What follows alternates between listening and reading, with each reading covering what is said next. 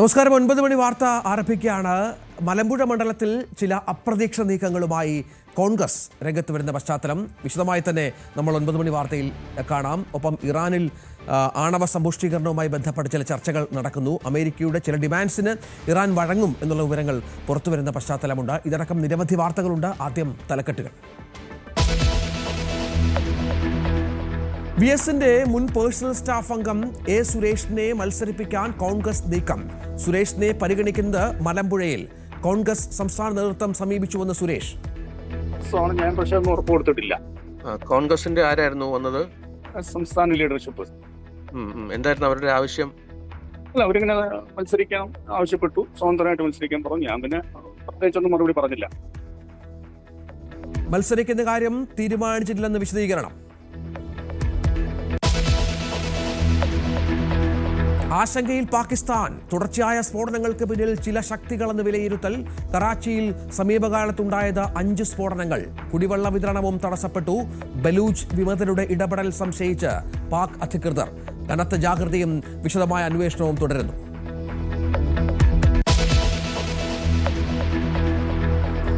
സമ്പുഷ്ടീകരിച്ച് uranium രാജ്യത്തിന് പുറത്തേക്ക് മാറ്റണമെന്ന അമേരിക്കയുടെ ആവശ്യം തള്ളി ഇറാൻ. ഇറാന്റെ പരമോന്നത നേതാവ് അയതുള്ള അലി ഖമേനിയുടെ ഉപദേശകൻ ഇന്ന് ഒമാനിലെത്തും. ഇറാന് മേലുള്ള ഉപരോധങ്ങൾ പിൻവലിച്ചാൽ മാത്രം ചർച്ചയെന്നും ഇറാൻ. ലീഗിനെ വെട്ടിലാക്കി സമസ്ത. ജമാഅത്തെ ഇസ്ലാമി ബന്ധത്തിൽ മുന്നറിയിപ്പ്. ജമാഅത്തെ ഇസ്ലാമി ലീഗിനെ വിഴുങ്ങുമെന്ന് SYS സംസ്ഥാന നേതാവ്. ലീഗിന്റെ ബി പാർട്ടി അല്ല, സമത്വ സ്വന്തമായ നിലപാട് സ്വീകരിക്കാറുണ്ട്. ജമാഅത്തെ ഇസ്ലാമിയുടെ കാര്യത്തിൽ ലീഗിന്റെ നിലപാടും ഞങ്ങളുടെ നിലപാടും തമ്മിൽ വ്യത്യാസമുണ്ടല്ലോ. ഞങ്ങൾ ശക്തമായി എതിർക്കുന്നുണ്ട് മുസ്ലിം ലീഗിന്റെ നിലപാടിനെ. അവസാനം അത് മുസ്ലിം ലീഗിന് തന്നെ ബോധ്യപ്പെടാൻ പോവുക. വിഴുങ്ങും. ജമാഅത്തെ ഇസ്ലാമി മുസ്ലിം ലീഗിനെ ഉൾപ്പെടെ വിഴുങ്ങാൻ പോവുക. ലീഗിന്റെ നിലപാട് നോക്കിയല്ല സമസ്ത പ്രമേയം പാസാക്കുന്നുവെന്നും Mustafa Mundupara.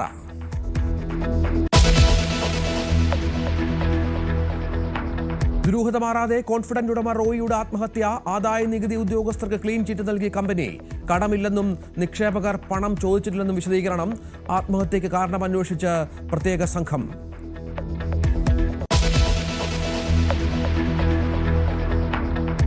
Social media influencer Chinnu പാപ്പുവിന്റെ മരണത്തിൽ ദുരൂഹത തുടരുന്നു. കാസർഗോഡ് സ്വദേശിനിയെ മരിച്ച നിലയിൽ കണ്ടെത്തിയത് വാടക ക്വാർട്ടേഴ്സിൽ. ഒപ്പം താമസിച്ചിരുന്ന ആൺ സുഹൃത്തിനെ ചോദ്യം ചെയ്യുന്നു.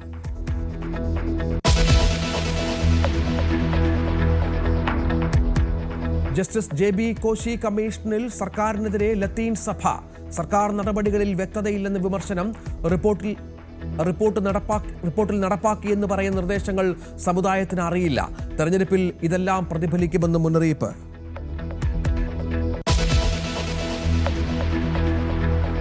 ഉണ്ണികൃഷ്ണൻ പോറ്റിയുമായുള്ള ബന്ധം വിശദീകരിക്കണമെന്ന് നടൻ ജയറാമിനോട് ED. അടുത്തയാഴ്ച ഹാജരാകണമെന്നാവശ്യപ്പെട്ട് നോട്ടീസ്.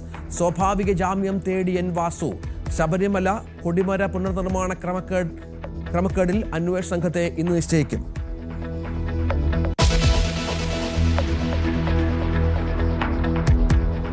തിരുവല്ല സ്പാ ബലാത്സംഗ കേസിൽ അന്വേഷണ സംഘം വിപുലീകരിച്ചു. 3 പ്രതികൾ ഇപ്പോഴും ഒളിവിൽ. ഇതര സംസ്ഥാനങ്ങൾ കേന്ദ്രീകരിച്ചും അന്വേഷണം.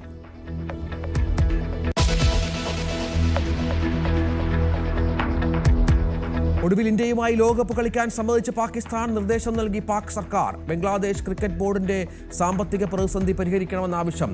അണ്ടർ 19 ലോകകപ്പ് ബംഗ്ലാദേശിൽ നടത്താൻ സമ്മതിച്ച ICC.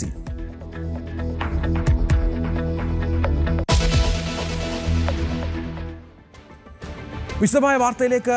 ആദ്യം വളരെ പ്രധാനപ്പെട്ട ഒരു വാർത്തയിലേക്ക് തന്നെ കടക്കുകയാണ്. നിയമസഭാ തെരഞ്ഞെടുപ്പിൽ മലമ്പുഴ മണ്ഡലത്തിൽ മുൻ മുഖ്യമന്ത്രി VS അച്യുതാനന്ദന്റെ പേഴ്സണൽ സ്റ്റാഫ് അംഗമായിരുന്ന A. സുരേഷിനെ മത്സരിപ്പിക്കാനാണ് കോൺഗ്രസിന്റെ നീക്കം. ഈ സംബന്ധിച്ച് കോൺഗ്രസ് നേതാക്കൾ സുരേഷുമായി സംസാരിച്ചു. സംസ്ഥാന നേതാക്കൾ തന്നെ സംസാരിച്ചു എന്നാണ് സുരേഷ് അറിയിച്ചിരിക്കുന്നത്. സുരേഷിന്റെ വാക്കുകളിലേക്ക് ആദ്യം ഒന്ന് പോകാം. ഞാൻ പക്ഷേ ഒന്നും ഉറപ്പ് കൊടുത്തിട്ടില്ല. കോൺഗ്രസിന്റെ ആരായിരുന്നു വന്നത്? സംസ്ഥാന ലീഡർഷിപ്പ്. എന്തായിരുന്നു അവരുടെ ആവശ്യം? അല്ല, അവരിങ്ങനെ മത്സരിക്കാൻ ആവശ്യപ്പെട്ടു, സ്വതന്ത്രമായിട്ട് മത്സരിക്കാൻ പറഞ്ഞു. ഞാൻ പിന്നെ പ്രത്യേകിച്ചൊന്നും മറുപടി പറഞ്ഞില്ല.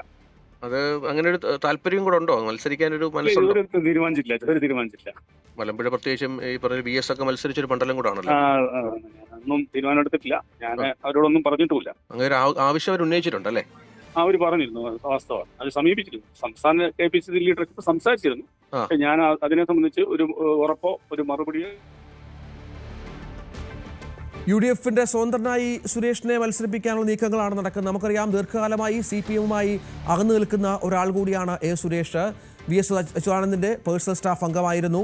സുരേഷിനെതിരെ CPM നടപടി സ്വീകരിക്കുന്ന പശ്ചാത്തലം ഉണ്ടായിരുന്നു, അച്ചടക്ക നടപടി അടക്കം. അതിനുശേഷം പാർട്ടിയുമായി അത്ര രസത്തിലല്ല സുരേഷ്. ഈ സാഹചര്യത്തിൽ കൂടിയാണ് കോൺഗ്രസ് നേതാക്കൾ സുരേഷുമായി ബന്ധപ്പെട്ടത്. എന്നാൽ മത്സരിക്കുന്ന കാര്യത്തിൽ സുരേഷ് ഇതുവരെ തീരുമാനം അറിയിച്ചിട്ടില്ല. CPM-ന്റെ കുത്തക മണ്ഡലങ്ങളിൽ ഒന്നാണ് മലമ്പുഴ എന്ന് നമുക്കറിയാം. സുരേഷിന്റെ വാക്കുകൾ ഒരിക്കൽ കൂടി ന്യൂസ് 18 സംസാരിച്ചത്.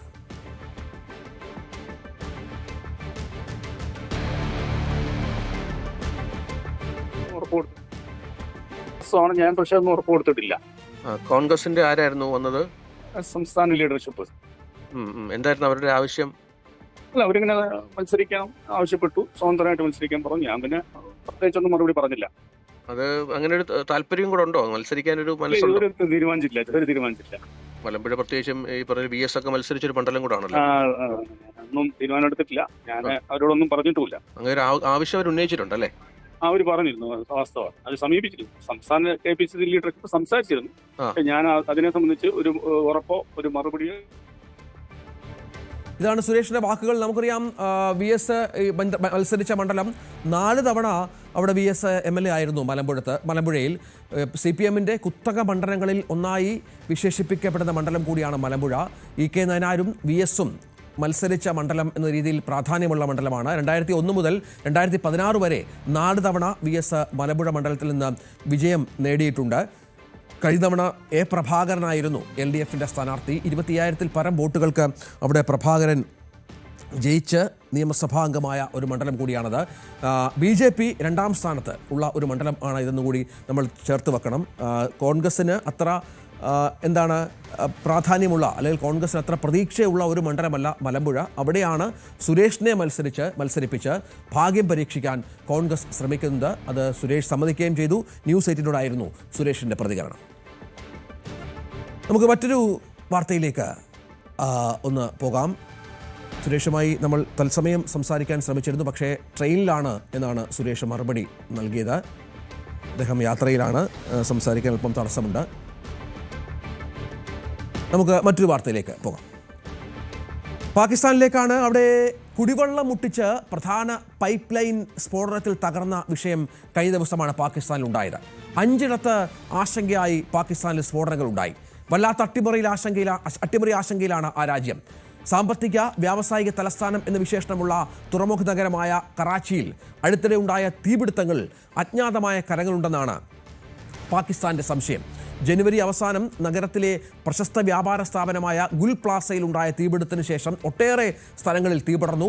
കഴിഞ്ഞ വെള്ളിയാഴ്ച നഗരത്തിലുണ്ടായ സംഭവങ്ങൾ തീപിടുത്തം ആസൂത്രിതമാണെന്ന സംശയം അധികൃതരുണ്ടാക്കുന്ന പശ്ചാത്തലമുണ്ടായി. പ്രത്യേകിച്ചും വിവിധ ഭാഗങ്ങളിലേക്ക് വെള്ളം എത്തിക്കുന്ന പമ്പിംഗ് സ്റ്റേഷനിലടക്കം സ്ഫോടനമുണ്ടാകുന്ന പശ്ചാത്തലമുണ്ടായി. ഇത് കാരണം കറാച്ചിയിൽ ലക്ഷക്കണക്കിന് ആളുകൾക്കുള്ള കുടിവെള്ളം വിതരണം തടസ്സപ്പെടും. നമുക്കറിയാം, ബലൂചിസ്ഥാനുമായി വലിയ സംഘർഷം, ആന്തരികമായ വലിയ സംഘർഷം പാകിസ്ഥാനിൽ നിലനിൽക്കുന്നുണ്ട്. ബലൂജ് വിമതരുടെ പങ്കാളിത്തം ഇതിലുണ്ടോ എന്ന അന്വേഷണമാണ്, ഈ 5ഇടങ്ങളിലെ തീപിടുത്തത്തിലുണ്ടോ എന്ന അന്വേഷണമാണ് നടക്കുന്നത്. തുടർച്ചയായി സ്ഫോടനങ്ങളും തീപിടുത്തവും മറ്റും ഉണ്ടാകുന്നതാണ് ദുരൂഹത വർദ്ധിപ്പിക്കുന്ന പശ്ചാത്തലമുണ്ടാകുന്നത്. അന്വേഷണ ഏജൻസികൾ സ്ഥിതിഗതികൾ സൂക്ഷ്മമായി വിലയിരുത്തുന്നുണ്ട്. സീനിയർ പോലീസ് സൂപ്രണ്ട് അടക്കമുള്ള ആളുകൾ അന്വേഷണത്തിൽ ഇപ്പോൾ മുൻകൈയെടുത്ത് മുന്നോട്ട് പോകുന്ന പശ്ചാത്തലം കൂടിയുണ്ട്. ഏതായാലും ഈ വിഷയം നമുക്ക് വിശദമായി ചർച്ച ചെയ്യാം. അനുശ്രീ ഏറ്റവും പുതിയ വിവരങ്ങളുമായി ചേരുകയാണ്. അനുശ്രീ, പാകിസ്ഥാനിൽ തുടർച്ചയായി സ്ഫോടനങ്ങൾ ഉണ്ടാകുന്നു, അല്ലെങ്കിൽ തന്നെ ആഭ്യന്തര സംഘർഷം മൂർച്ഛിച്ച ബലൂജ് വിമതരുമായുള്ള പോരാട്ടം നടക്കുന്ന, അവരുടെ നീരാളിപ്പിടുത്തത്തിൽ നിന്ന് രക്ഷപ്പെടാനാകാത്ത ഒരു രാജ്യം കൂടിയാണ് പാകിസ്ഥാൻ. അവിടെയാണ് തുടർച്ചയായ സ്ഫോടനങ്ങൾ, 79ഓളം ആളുകൾക്ക് ജീവൻ നഷ്ടപ്പെടുന്ന പശ്ചാത്തലമൊക്കെ ഉണ്ടാകുന്നത്.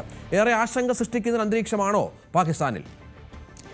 രഞ്ജിത്ത്, ഈ സ്ഫോടനങ്ങളൊക്കെ ഉണ്ടായിട്ടുള്ളത്, അല്ലെ ഈ തീപിടുത്തമൊക്കെ ഉണ്ടായിട്ടുള്ളത് കറാച്ചിയിലാണ് എന്നുള്ളതാണ് പ്രധാനപ്പെട്ട കാര്യം. ഈ കറാച്ചി എന്ന് പറയുമ്പോൾ നമുക്കറിയാം, പാകിസ്ഥാന്റെ സാമ്പത്തിക വ്യവസായ തലസ്ഥാനം എന്നുകൂടി അറിയപ്പെടുന്ന ഒരു തുറമുഖ നഗരം കൂടിയാണ് കറാച്ചി എന്ന് പറയുന്നത്. അവിടെ ഈ നിരന്തരമായി തീപിടുത്തം ഉണ്ടാവുക എന്ന് പറയുമ്പോൾ ഇതിന് പിന്നിൽ മറ്റാരുടെയെങ്കിലും കരങ്ങളുണ്ടോ, അല്ലെങ്കിൽ മറ്റാരെങ്കിലും ഇതിന് പിന്നിൽ പ്രവർത്തിക്കുന്നുണ്ടോ എന്നുള്ള സംശയം കൂടുതൽ രൂക്ഷമാകുന്ന ഒരു സാഹചര്യം കൂടിയാണ് ഇപ്പോഴുള്ളത്. പ്രധാനമായും ആദ്യമായി കറാച്ചിയിൽ തീപിടുത്തം ഉണ്ടാകുന്നത് ജനുവരിയിലാണ്. അതൊരു ഷോപ്പിംഗ് മാളിലായിരുന്നു. ഷോപ്പിംഗ് മാൾ ആകുമ്പോൾ നമുക്ക് മനസ്സിലാക്കാവുന്നതേ ഉള്ളൂ, നിരവധി ആളുകൾ എത്തുന്ന ഒരിടം കൂടിയാണ്.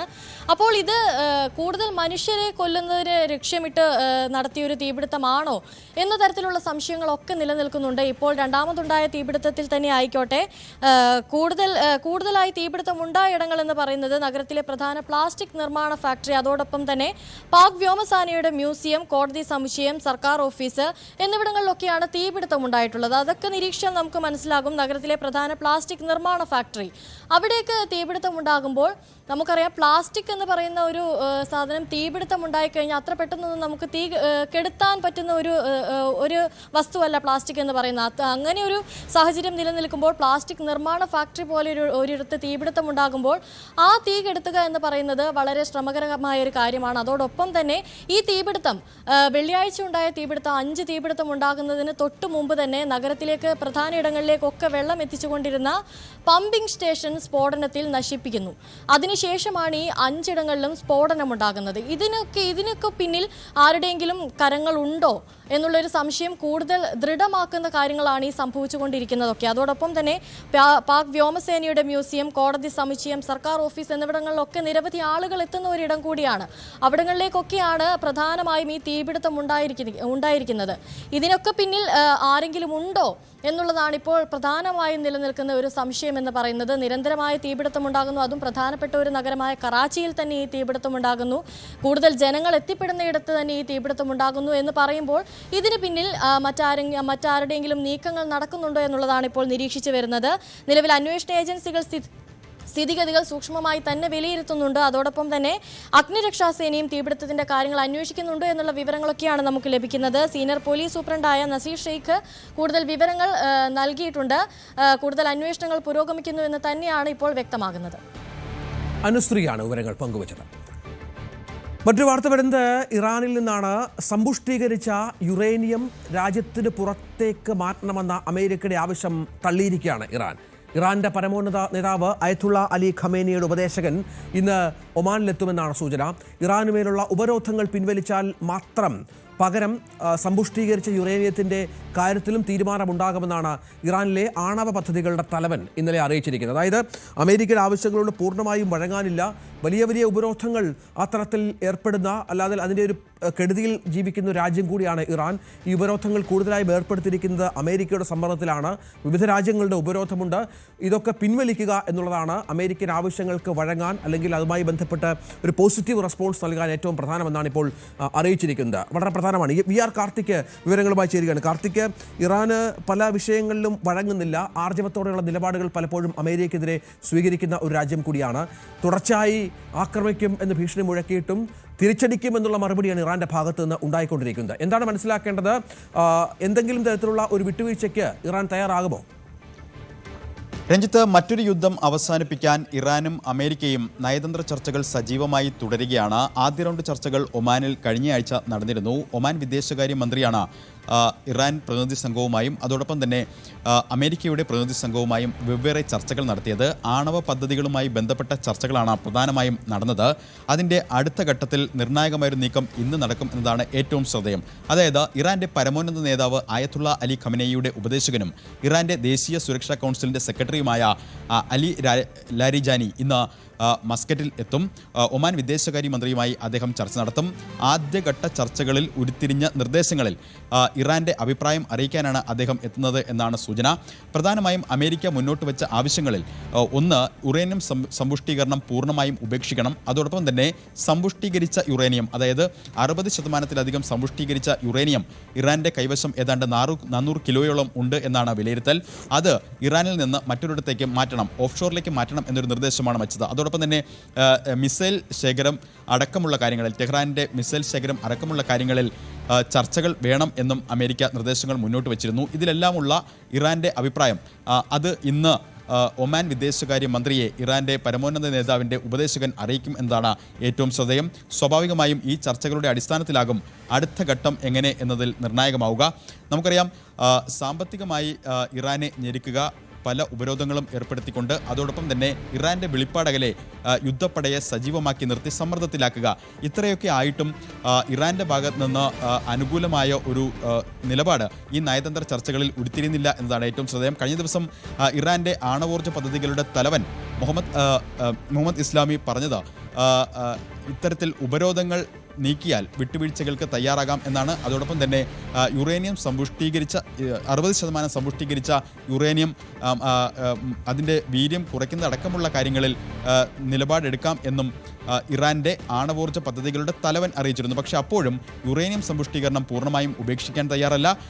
മറ്റു വിഷയങ്ങളിൽ, അതായത് മിസൈൽ ശേഖരം, ബാലിസ്റ്റിക് മിസൈലുകളുടെ കാര്യത്തിലടക്കം ചർച്ചകൾ ഇല്ല എന്നുമുള്ള നിലപാടിലാണ് ഇറാൻ ഉറച്ചു നിൽക്കുന്നത്. സ്വാഭാവികമായും ഇന്ന് ഒമാനിൽ നടക്കുന്ന ചർച്ചകൾ നിർണായകമാണ്. പരമോന്നത നേതാവ് ആയത്തുള്ള അലി ഖമനേയിയുടെ ഉപദേശകൻ, ദേശീയ സുരക്ഷാ കൗൺസിലിന്റെ സെക്രട്ടറി കൂടിയായ അലി ഇന്ന് അവിടെ എത്തുന്നു. ഒമാൻ വിദേശകാര്യമന്ത്രിയുമായി അദ്ദേഹം ചർച്ച നടത്തുമ്പോൾ ആദ്യഘട്ടത്തിൽ ഉരുത്തിരിഞ്ഞ ചർച്ചകളിൽ അമേരിക്ക മുന്നോട്ട് വെച്ച ആവശ്യങ്ങളിൽ ഇറാന്റെ നിലപാടറിയിക്കും. അതിനെ അടിസ്ഥാനപ്പെടുത്തിയായിരിക്കും എന്തായാലും തുടർ ചർച്ചകൾ. മറ്റൊന്ന്, വരുന്ന ആഴ്ച ഇസ്രായേൽ പ്രധാനമന്ത്രി ബെന്യാമിൻ നെതന്യാഹു അമേരിക്കയിൽ എത്തുന്നുണ്ട്. നേരത്തെ തന്നെ അദ്ദേഹത്തിൻ്റെ ഒരു പ്രതികരണം വന്നിരുന്നു.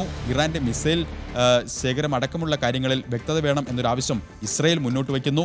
അത്തരത്തിൽ മിസൈൽ ശേഖരത്തിൻ്റെ കാര്യത്തിലടക്കം വിശദമായ ഒരു ചർച്ചകൾ നടന്നില്ലെങ്കിൽ ഇറാനെ ഒറ്റയ്ക്ക് ആക്രമിക്കാനും മുതിരില്ല എന്നാണ് കഴിഞ്ഞ ദിവസം ഇസ്രായേലിൻ്റെ ഭാഗത്തു നിന്നുണ്ടായ പ്രതികരണം. ഈ പശ്ചാത്തലത്തിൽ കൂടിയൊക്കെ ഇന്ന് നടക്കുന്ന ചർച്ചകൾ ഏറെ നിർണായകമാവുകയാണ്. രഞ്ജിത്ത്. ശരി, വി ആർ കാർത്തിക് വിവരങ്ങൾ പങ്കുവച്ചു. മറ്റൊരു പ്രധാന വാർത്ത, ജമാഅത്തെ ഇസ്ലാമി ബന്ധത്തിൽ മുസ്ലിം ലീഗിന് മുന്നറിയിപ്പുമായി സമസ്ത. ജമാഅത്തെ ഇസ്ലാമി ബന്ധം തുടർന്നാൽ അവർ മുസ്ലിം ലീഗിനെ വിഴുങ്ങുമെന്നാണ് SYS സംസ്ഥാന നേതാവ് മുസ്തഫ മുണ്ടുപാറ ന്യൂസ് 18 പ്രൈം ഡിബേറ്റിൽ അഭിപ്രായപ്പെട്ടത്. ലീഗിന്റെ നിലപാട് നോക്കിയല്ല സമസ്ത പ്രമേയം പാസ്സാക്കുന്നതെന്നും മുസ്തഫ മുണ്ടുപാറ പറഞ്ഞു. മുസ്തഫ മുണ്ടുപാറയുടെ വാക്കുകളിലേക്ക്. ലീഗാണോ അല്ലയോ എന്നുള്ളതല്ല സമസ്തയുടെ തീരുമാനത്തിൻ്റെ അടിസ്ഥാനം. ആ സമസ്തയുടെ തീരുമാനം, സമസ്തയ്ക്ക് ബോധ്യമായ കാര്യങ്ങൾ ആ സമസ്ത പറയാറുള്ളത്. സമസ്ത എന്തുകൊണ്ടാണ് ജമാഅത്തെ ഇസ്ലാമിയെ എതിർക്കുന്നത്? ജമാഅത്തെ ഇസ്ലാമി ഇന്നും ഇന്നലെ അല്ല എതിർക്കുന്നത്. ജമാഅത്തെ ഇസ്ലാമി 1948 നമ്മുടെ കേരളത്തിൽ അതിൻ്റെ പ്രവർത്തനം നടക്കുന്നത്. അന്ന് മുതൽ ജമാഅത്തെ ഇസ്ലാമിയെ സമസ്ത എതിർത്തിട്ടുണ്ട്. 1926 സമസ്ത രൂപീകരിക്കപ്പെടുന്നത്, അതിൻ്റെ 100ാം വാർഷികം ആഘോഷിക്കപ്പെട്ടത്. അതിനുശേഷം വന്ന ഒന്നാമത്തെ കക്ഷി മുജാഹിദ് പ്രസ്ഥാനം, അതിനെയും ഞങ്ങൾ എതിർത്തിട്ടുണ്ട്. എന്നാൽ ജമാഅത്തെ ഇസ്ലാമിയെ 2 കാരണങ്ങളാലാണ് ഞങ്ങൾ എതിർക്കുന്നത്. ഒന്ന്, വിശ്വാസപരമായി കർമ്മപരമായി സുന്നി വിശ്വാസധാരയ്ക്ക് എതിരായ പല നിലപാടുകളും സ്വീകരിക്കുന്ന വിഭാഗമാണ് ജമാഅത്തെ ഇസ്ലാമി. ഞങ്ങൾ എതിർക്കാനുള്ള പ്രധാനപ്പെട്ട കാരണം അതായത് സുന്നികളുടെ വിശ്വാസ ആചാര അനുഷ്ഠാനങ്ങളെ നിഷേധിക്കുന്നവരാണ് മുജാഹിദും ജമാഅത്തെ ഇസ്ലാമിയും. ഈ മുജാഹിദ് എന്ന് പറയുന്ന പ്രസ്ഥാനത്തിൽ മുഹമ്മദ് ബിൻ അബ്ദുൽ വഹാബാണ് അതിൻ്റെ ആചാര്യൻ. ഈ മുഹമ്മദ് ബിൻ അബ്ദുൽ വഹാബിൽ നിന്നുകൊണ്ട് ഉൾക്കൊണ്ട ആശയമാണ് ഈ 2 പ്രസ്ഥാനത്തിനുള്ളത്, മുജാഹിദും ജമാഅത്തിനുള്ളത്. അതുകൊണ്ട് തന്നെ ഞങ്ങൾ ജമാഅത്തെ ഇസ്ലാമിയെ ഒന്നാമതായി എതിർക്കാനുള്ള കാരണം വിശ്വാസപരമായി ഞങ്ങളും അവരും തമ്മിൽ വലിയ അന്തരമുണ്ട്. ഞങ്ങൾക്ക് യോജിക്കാൻ കഴിയാത്ത പല നിലപാടുകൾ അവർക്കുണ്ട്. രണ്ടാമതായി ഞങ്ങൾ ജമാഅത്തെ ഇസ്ലാമി എതിർക്കാനുള്ള കാരണം ഇന്ത്യയിലെ മതേതര സംവിധാനം നിലനിൽക്കുന്ന നമ്മുടെ നാട്ടിൽ അത്തരമൊരു മതപരമായ നിലപാടിലേക്ക് പോകുന്നത് ശരിയല്ല എന്ന ഉത്തമ ബോധ്യം ഞങ്ങൾക്കുണ്ട്. ഞാൻ പറഞ്ഞല്ലോ, തുടങ്ങിയപ്പോൾ തന്നെ ഞാൻ പറഞ്ഞു, പ്രത്യേകിച്ച് നമ്മുടെ കേരളം പോലും ആ സൗഹൃദത്തിൻ്റെ നാടാണിത്. വ്യത്യസ്തമായ മതങ്ങളും ആശയങ്ങളും ഒക്കെ ഉണ്ടാകുമ്പോൾ പോലും അങ്ങനെയാണെങ്കിൽ നിങ്ങൾ ലീഗിനെയല്ലേ ആദ്യം തിരുത്തേണ്ടത്? അങ്ങനെയാണെങ്കിൽ പാണക്കാട് തങ്ങൾ നേതൃത്വം നൽകുന്ന ലീഗിനെയല്ലേ നിങ്ങൾ ആദ്യം തിരുത്തേണ്ടത്? കാരണം ലീഗ് ഉൾപ്പെട്ട UDF ആണ് ഇപ്പോൾ ജമാഅത്തെ ഇസ്ലാമിയെ കൂടെ കൂട്ടുന്നത്.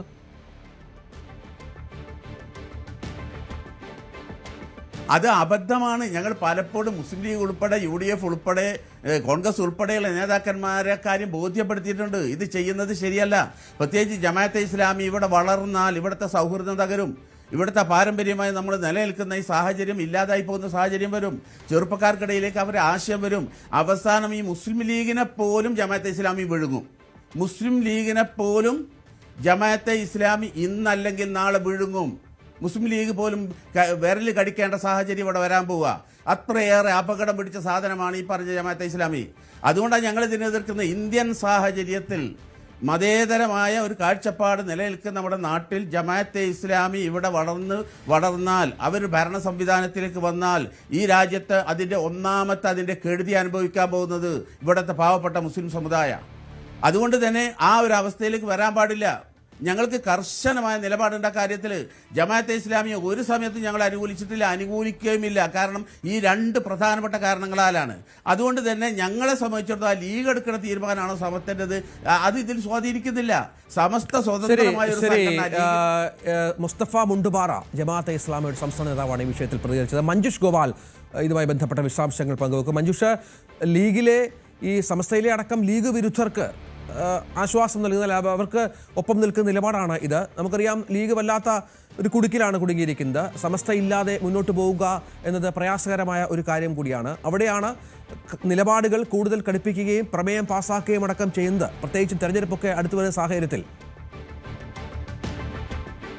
രഞ്ജിത്ത്, ഇത് UDF-നും അതുപോലെ തന്നെ മുസ്ലിം ലീഗിനും വിഷമം പിടിച്ച ഒരു സ്ഥിതിയാണ് എന്ന കാര്യത്തിൽ യാതൊരു സംശയവുമില്ല. അതിന് കാരണം സമസ്തയുടെ ശതാബ്ദി സമ്മേളനത്തിൽ ഇങ്ങനെ ഒരു പ്രമേയം പാസ്സാക്കിയിരിക്കുകയാണ്. അതായത് ജമാഅത്തെ ഇസ്ലാമി അകറ്റി നിർത്തപ്പെടേണ്ട സംഘടനയാണ്, മതരാഷ്ട്രവാദം ഉന്നയിക്കുന്ന സംഘടനയാണ്. വർഷങ്ങളോളം സമസ്തയുടെ നിലപാട് ഇത് തന്നെയായിരുന്നു. ആ നിലപാടിൽ ഒരു മാറ്റവും വരുത്തിയിട്ടില്ല എന്ന് സമസ്ത പറയുകയാണ്. അപ്പോൾ ഈ പ്രമേയം, അതായത് ജമാഅത്തെ ഇസ്ലാമിയെ എതിർക്കണം എന്നുള്ള ആ പ്രമേയം അത് അവതരിപ്പിച്ചതിലൂടെ EK സമസ്ത, അത് മുസ്ലിം ലീഗിനോട് ചേർന്ന് നിൽക്കുന്ന മതസംഘടനയാണ്, അവർ കൃത്യമായിട്ട് ഒരു സന്ദേശം ലീഗിനും UDF-നും നൽകിയിരിക്കുകയാണ്.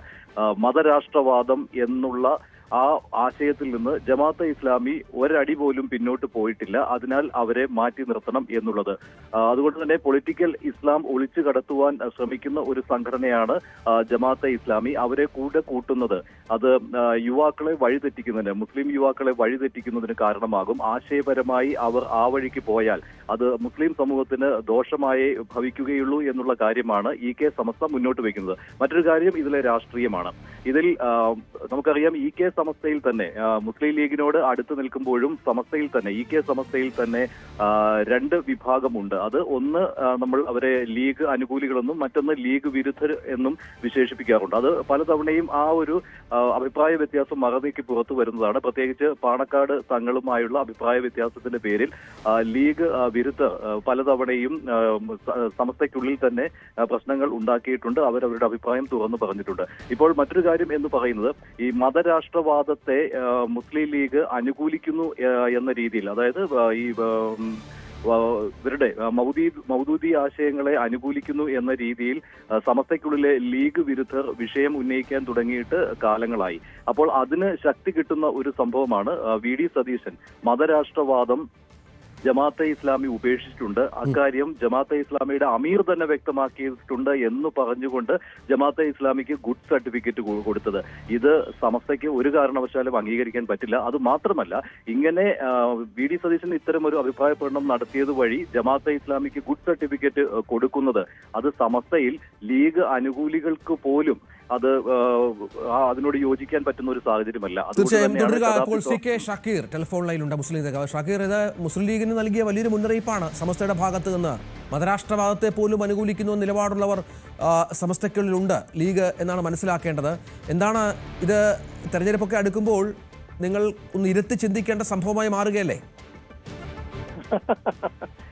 ഈ ആടിനെ പട്ടിയാക്കി പിന്നെ പേപ്പട്ടിയാക്കി തല്ലിക്കൊല്ലാനുള്ള ഒരു ശ്രമമാണ് യഥാർത്ഥ നിങ്ങളെ പോലെയുള്ള മാധ്യമ പ്രവർത്തകർ നടത്തുന്നത്. ഒന്ന്, സമസ്ത കേരള ജമിയത്തുൽ ഉലമ എന്ന് പറഞ്ഞാൽ അതൊരു പണ്ഡിത സഭയാണ്. അതിന്റെ പ്രസിഡന്റാണ് സെയ്ദ് മുഹമ്മദ് ജിഫ്രി മുത്തുക്കോയ തങ്ങൾ, ജനറൽ സെക്രട്ടറി ആലിക്കുട്ടി ഉസ്താദ്, ട്രഷറർ കൊയ്യോട് ഉസ്താദ്, വൈസ് പ്രസിഡന്റ്, സെക്രട്ടറിമാരൊക്കെ ഉണ്ട്. പിന്നെ 40 അംഗ മുഷാവറയുണ്ട്. അതിലൊന്നും പെടാത്ത ഏതോ ഒരു വ്യക്തി നിങ്ങളുടെ ചർച്ചയിൽ പങ്കെടുത്ത് എന്തോ പറഞ്ഞതിനാണ് നിങ്ങൾ ഇങ്ങനെ വ്യാഖ്യാനിക്കുന്നത്. ജിഫ്രി മുത്തുക്കോയ തങ്ങളോട് തന്നെ നിങ്ങൾ മാധ്യമ പ്രവർത്തകർ ചോദിച്ചു. മുസ്തഫ മുണ്ടുപാറയാണ് സംസാരിച്ചിരിക്കുന്നത്, SYSന്റെ സംസ്ഥാന നേതാവ് കൂടിയാണ്. അങ്ങനെ ഏതോ ഒരു വ്യക്തി എന്ന് വിശേഷിപ്പിക്കാവുന്ന ആളല്ല. അല്ല, മൂപ്പര് ആരാണ്? സമസ്തന്റെ ആരാ മൂപ്പര്? SYSന്റെ പ്രധാന നേതാവാണ്. SYSന്റെ പ്രസിഡന്റ് ആരാന്നറിയാം നിങ്ങൾക്ക്? അതൊക്കെ അറിയാം. ഈ ലീഗിലെ, ഈ സമസ്തയിലെ വലിയൊരു വിഭാഗം നമുക്കറിയാം, പ്രമേയമടക്കം പാസ്സാക്കിയിട്ടുണ്ട്. വലിയ ചർച്ചകൾ സമസ്തയുടെ സമ്മേളനത്തിലൊക്കെ ഉണ്ടായിട്ടുണ്ട്. അങ്ങനെയാണെങ്കിൽ ഷാക്കിർ, അങ്ങനെയാണെങ്കിൽ ഒരു കാര്യം, അങ്ങനെയാണെങ്കിൽ സാദിഖ് അലി ശിഹാബ് തങ്ങൾ ഇക്കാര്യം തള്ളിപ്പറയണം. അതായത് മതരാഷ്ട്രവാദത്തെ എതിർക്കുന്ന നിലപാടാണ് സമസ്തയുടെ മുഷാവറയുടെ നിലപാടാണത്. സമസ്ത മുഷാവറയുടെ നിലപാടാണ് മതരാഷ്ട്രവാദത്തെ തള്ളിപ്പറയുക എന്നുള്ളത്. ജമാഅത്തെ ഇസ്ലാമി അവ അകറ്റപ്പെടേണ്ട സംഘടനയാണെന്ന്. അത് സാദിഖ് അലി ശിഹാബ് തങ്ങൾക്ക് ആ നിലപാടില്ല എങ്കിൽ അദ്ദേഹം മതരാഷ്ട്രവാദത്തെ അംഗീകരിക്കുകയാണ്. നിങ്ങൾ എന്നോട് അഭിപ്രായം ചോദിച്ചു, ഞാനത് മനസ്സിലായി വ്യക്തിപരമായ അഭിപ്രായം പറയുകയാണ്. ഇത് നിങ്ങൾ മാധ്യമ പ്രവർത്തകർ ജിഫ്രി തങ്ങളോട് ഇതുമായി ബന്ധപ്പെട്ട് ചോദിക്കുന്നുണ്ട്. അതിന്റെ സമസ്ത കേരള ജമിയത്തുൽ പ്രസിഡന്റ്. ഒന്ന് അദ്ദേഹം ആവർത്തിച്ച് പറഞ്ഞിട്ടുണ്ട്, സമസ്തയുടെ നിലപാട് പറയേണ്ടത് ഞാനാണ്. നിങ്ങൾ മാധ്യമ പ്രവർത്തകർ ഏതെങ്കിലും വ്യക്തികളോട് പോയി ചോദിച്ചിട്ട് അത് സമസ്ത എന്ന് കൊടുക്കരുത് അദ്ദേഹം ആവർത്തിച്ച് പറഞ്ഞിട്ടുണ്ട്. ഒന്ന് സമസ്തയുടെ ശതാബ്ദി സമ്മേളനത്തിൽ പ്രമേയത്തിലൂടെ പാസ്സാക്കിയിട്ടുള്ളത് പറഞ്ഞോട്ടെ. ഷാക്കിർ, അതിനകത്ത് മറ്റൊരു കാര്യം എന്ന് പറയുന്നത് സമസ്തയുടെ മുൻ അനുഭവങ്ങളുടെ സമസ്ത പാസാക്കിയ പ്രമേയങ്ങൾ ബാഫക്കി തങ്ങളുടെ കാലത്തായാലും പൂക്കോയ തങ്ങളുടെ കാലത്തായാലും മുഹമ്മദ് അലി ശിഹാബ് തങ്ങളുടെ കാലത്താണെങ്കിലും ഹൈദരലി തങ്ങളുടെ കാലത്താണെങ്കിലും ലീഗ് കമ്മിറ്റി അംഗീകരിച്ച ചരിത്രമുള്ളതാണ്. അതാണ് പലപ്പോഴും സമസ്തയും SYS ഒക്കെ ചൂണ്ടിക്കാണിക്കുന്നത്. പക്ഷെ സാദിഖ് അലി ശിഹാബ് തങ്ങളുടെ കാലം വന്നപ്പോഴേക്കും ഇത്തരത്തിൽ സമസ്തയെ അംഗീകരിക്കുവാൻ ബുദ്ധിമുട്ടുള്ള ഒരു പ്രതീതിയാണ് ഉണ്ടായിരിക്കുന്നത്. സ്വാഭാവികമായിട്ടും സമസ്തയുടെ പ്രമേയം എന്ന് പറയുന്നത് സമസ്ത മുഷാവറ അംഗീകരിച്ച പ്രമേയമാണ്. താങ്കൾ പറഞ്ഞ ജിഫ്രി മുത്തുക്കോയ തങ്ങൾ അംഗീകരിച്ച പ്രമേയമാണ് സമസ്തയുടെ പ്രമേയമായിട്ട് വരുന്നത്. അപ്പോൾ അതിനെ സാദിഖ് അലി ശിഹാബ് തങ്ങൾക്ക് അംഗീകരിക്കാൻ പറ്റില്ല എന്ന് പറയുമ്പോൾ ലീഗിന് മതരാഷ്ട്രവാദത്തെ അംഗീകരിക്കുന്ന നിലപാടാണ് എന്നതേ വ്യാഖ്യാനിക്കാൻ പറ്റുകയുള്ളൂ. നിങ്ങൾ ഇപ്പൊ പറയുന്നത്, നിങ്ങൾ സാദിഖ് അലി തങ്ങളോ സമസ്തയോ പറഞ്ഞത് ഒരു വട്ടം കേൾക്കുകയോ അല്ലെങ്കിൽ ഒന്ന് അന്വേഷിക്കുകയോ ചെയ്യണം. ഇപ്പൊ നടന്ന സമസ്തയുടെ മഹാസമ്മേളനം ഉദ്ഘാടനം ചെയ്ത വ്യക്തിയുടെ പേരറിയോ? പാണക്കാട് സെയ്ദ് സാദിഖ് അലി ശിഹാബ് തങ്ങളാണ്. അദ്ദേഹം സമസ്തയുടെ കൂടി നേതാവാണ്. മുസ്ലിം ലീഗിന്റെ മാത്രം നേതാവല്ല, എല്ലാവരുടെയും നേതാവാണ്. അദ്ദേഹം സമസ്തയുടെ തീരുമാനം അംഗീകരിക്കാതിരിക്കുകയോ സാദിഖ് അലി ശിഹാബ് തങ്ങളുടെ തീരുമാനം സമസ്ത അംഗീകരിക്കാതിരിക്കുകയോ അങ്ങനത്തെ ഒരു സാഹചര്യം നിലവിലില്ല. വെറുതെ നിങ്ങൾ വരുത്തി തീർക്കാൻ ശ്രമിക്കണ്ട, അത് വിലപ്പോവില്ല. മാത്രവുമല്ല, ജമാഅത്തെ ഇസ്ലാമിയുമായി ബന്ധപ്പെട്ട് നിങ്ങൾ പറയുന്ന അവരുടെ ആശയമോ നിലപാടുകളോ അതൊരിക്കലും മുസ്ലിം ലീഗോ അല്ലെങ്കിൽ സമസ്തയോ അംഗീകരിക്കുന്നതല്ല. എന്നാൽ ജമാഅത്തെ ഇസ്ലാമിയുടെ രാഷ്ട്രീയ പ്രസ്ഥാനം ഐക്യജനാധിപത്യ മുന്നണിക്കോ ഇടതുപക്ഷ ജനാധിപത്യ മുന്നണിക്കോ പിന്തുണ കൊടുക്കുന്നതിൽ, അവർ വോട്ട് ചെയ്യുന്നതിൽ അത് രാഷ്ട്രീയ കാര്യമാണ്. ഞങ്ങൾക്കത് അവരോട് മതപരമായ വിഷയങ്ങളിൽ വിയോജിപ്പുണ്ട്. രാഷ്ട്രീയപരമായി അവർ ആർക്കെങ്കിലും വോട്ട് ചെയ്യാൻ തീരുമാനിച്ചാൽ അത് ഏത് മുന്നണിക്കാണെങ്കിലും ഞങ്ങൾ അതിൽ ഇടപെടാൻ വരുന്നില്ല എന്ന് ബഹുമാനനായ സമസ്ത കേരള ജമിയത്തുൽ ഉലമയുടെ പ്രസിഡന്റ് ചെയ്ത് ജിഫ്രി മുത്തുക്കോയ തങ്ങൾ ആവർത്തിച്ച് പറഞ്ഞിട്ടുണ്ട്. പിന്നെ ഒരു കാര്യം, മതരാഷ്ട്രവാദം അംഗീകരിച്ചു മതരാഷ്ട്രവാദത്തെ അംഗീകരിക്കുന്ന ഒരു പ്രസ്ഥാനമാണ് ജമാഅത്തെ ഇസ്ലാമി. അപ്പോൾ അവർക്ക് മതരാഷ്ട്രവാദം ഇല്ല എന്ന് ഗുഡ് സർട്ടിഫിക്കറ്റ് കൊടുത്തത് VD സതീശനാണ്. ഇക്കാര്യത്തിലാണ് സമസ്തയ്ക്കുള്ള എതിർ നിലപാട്. അപ്പോൾ സമസ്തയ്ക്ക് അംഗീകരിക്കാൻ പറ്റാത്ത ഒരു കാര്യമാണ്. അത് ലീഗിന് അംഗീകരിക്കാൻ പറ്റുമോ? അത് ലീഗിന് അംഗീകരിക്കാൻ പറ്റുമോ? ജമാഅത്തെ ഇസ്ലാമിക്ക് മതരാഷ്ട്രവാദം ഇല്ല എന്നുള്ള കാര്യം അത് ലീഗിന് അംഗീകരിക്കാൻ പറ്റുന്ന കാര്യമാണോ? ജമാഅത്തെ ഇസ്ലാമിയുടെ ആശയവും നിലപാടും ന്യായീകരിക്കേണ്ട പണി ഞങ്ങൾക്കില്ല. അത് വേറൊരു സംഘടനയാണ്. പിന്നെ മുസ്തഫ മാച്ച് പറഞ്ഞ് നിങ്ങളിപ്പോ ഇന്നലെ ചർച്ചയിൽ അദ്ദേഹം പറഞ്ഞ കാര്യം നിങ്ങളിപ്പോ കാണിച്ചു. അദ്ദേഹം പറഞ്ഞ ഒരു കാര്യം ക്ലിയർ ആണ്. ഈ സമസ്ത കേരള ജമിയത്തുൽ ഉലമ അതിന്റെ സ്ഥാപക കാലം മുതൽ ഈ ജമാഅത്തെ ഇസ്ലാമി അതുപോലെ മുജാഹിദ് പ്രസ്ഥാനങ്ങളുമായി മതപരമായ വിഷയങ്ങളിൽ, ആരാധനാ കാര്യങ്ങളിൽ, ആചാരങ്ങളിൽ വ്യത്യസ്ത അഭിപ്രായമുണ്ട്. അത് ശരിയാണ്. അത് അവർക്ക് പറയാൻ അവകാശവുമുണ്ട്. അതിൽ കയറി ഒരു രാഷ്ട്രീയമായ വിഷയമല്ല. മതപരമായ വിഷയത്തിൽ മുസ്ലിം ലീഗോ മുസ്ലിം ലീഗ് പാർട്ടിയോ മറ്റു പാർട്ടികളോ അഭിപ്രായം പറയാറില്ല. പറയുന്നത് ശരിയല്ല. നിങ്ങൾ രണ്ടും കൂടി കൂട്ടിക്കെട്ടാൻ നിൽക്കരുത്. ജമാഅത്തെ ഇസ്ലാമി എന്ന് പറയുന്നത് അതൊരു മതസംഘടനയാണ്. അവരുടെ നിലപാടുകളോട് യോജിപ്പില്ലാത്തത് കൊണ്ടാണ് നമ്മളൊന്നും ജമാഅത്തെ ഇസ്ലാമി പോയി ചേരാത്തത്. നിങ്ങൾ മനസ്സിലാക്കണം. ഈ സുന്നികളും ജമാഅത്തെ ഇസ്ലാമിയോട് യോജിക്കാത്തത് എന്താണ്? മതപരമായ വിഷയങ്ങൾ ജമാഅത്തെ ഇസ്ലാമിയുടെ അഭിപ്രായങ്ങളോട്, അവരുടെ കാഴ്ചപ്പാടുകളോട് യോജിക്കാൻ കഴിയില്ല. അത് അവരുടെ വോട്ടാകാം. പക്ഷെ അവരുടെ വോട്ടാകാം. ജമാഅത്തെ ഇസ്ലാമിയുടെയും വെൽഫെയർ പാർട്ടിയുടെയും വോട്ടാകാം. പക്ഷെ അവരോട് ആശയപരമായി യോജിക്കാനാവില്ല. രാഷ്ട്രീയമല്ലേ മഞ്ജുഷേ? അത് ഇത്രയും കാലം ഇവരുടെ ഇടതുപക്ഷ ജനാധിപത്യ മുന്നണിക്ക് കൊടുത്തു, 40 വർഷക്കാലം.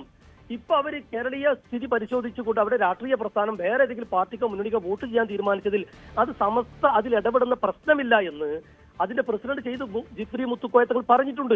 പിന്നെ എന്തിനാ നിങ്ങൾ അനാവശ്യമായ ചർച്ചയ്ക്ക്? പക്ഷെ മതരാഷ്ട്രവാദത്തെ തള്ളി പറഞ്ഞിട്ടുണ്ട്, മതരാഷ്ട്രവാദത്തെ സമസ്ത തള്ളി പറഞ്ഞിട്ടുണ്ട്. പക്ഷെ നിങ്ങൾക്ക് അത് സാധിക്കുന്നില്ല. മതരാഷ്ട്രവാദം തള്ളി പറയുന്നുണ്ട്.